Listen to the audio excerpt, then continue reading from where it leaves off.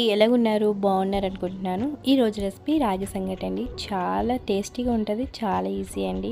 చాలామంది చికెన్తో తింటారు కదా రాగి సంగటి. సో ఒకసారి పల్లీల చట్నీతో ట్రై చేయండి, చాలా బాగుంటుంది. అండ్ రాగి సంగటికి ఏమేం కావాలో మరి చూసేద్దామా. సిలిగించి బౌల్ పెట్టుకున్నాను. సో మందంగా ఉన్న గిన్నె తీసుకోండి. సో మనకి రాగి సంగటి వేసుకొని బాగా మిక్స్ చేయడానికి మనకి ఈజీగా అవుతుంది. తర్వాత 2 కప్పుల వాటర్ వేసుకుంటున్నాను. ఏ కప్పుతో అయితే నేను వాటర్ వేసుకున్నానో ఆ కప్పుతోటే రాగి పిండి అనేది తీసుకోవాలి. అండ్ టేస్ట్కి సరిపడా సాల్ట్ వేసుకొని 1 కప్పు సగం నేను రాగి పిండి తీసుకున్నాను. బాగా మరిగిన తర్వాత వాటర్ ఇప్పుడు రాగి పిండి వేసుకోవాలి. వేసుకొని కొంచెంసేపు ఆగిన తర్వాత మూత పెట్టి ఉడికించుకోవాలి. ఉడికిన తర్వాత మనం గరిటెతో బాగా కలుపుకోవాలండి. సో ఉండలు లేకుండా బాగా మిక్స్ చేయాలి. చాలా హెల్తీ కూడా, చాలా మంచిదండి.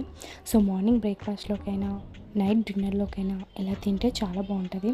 బట్ అందరూ చికెన్తో తింటారు కదా, ఒకసారి పల్లీల చట్నీతో టేస్ట్ చేయండి, చాలా బాగుంటుంది. అండ్ ఉండలు లేకుండా బాగా మిక్స్ చేసుకోవాలండి. మనకి అప్పుడే రాగి ముద్ద అనేది పర్ఫెక్ట్గా వస్తుంది. చల్లారిన తర్వాత అప్పుడు ప్లేట్లోకి తీసుకోవాలి. రాగి ముద్ద తీసుకొని చేతికి ఆయిల్ అయినా నెయ్యి అయినా రాసుకొని సో మనం బౌల్ లాగా చుట్టుకోవాలి. సో రౌండ్గా వస్తేనే మనకి రాగి ముద్ద కూడా టేస్టీగా ఉంటుంది, చూడడానికి బాగుంటుంది కూడా. చాలా టేస్టీగా వచ్చిందని. సో చాలామంది చికెన్తో తింటారు కదా, డెఫినెట్గా ఇలా పల్లీల చట్నీతో తినండి, చాలా బాగుంటుంది.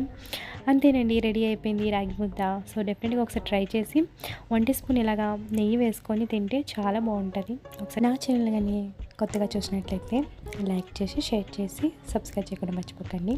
మీ ఫ్రెండ్స్ అండ్ ఫ్యామిలీకి షేర్ చేయండి.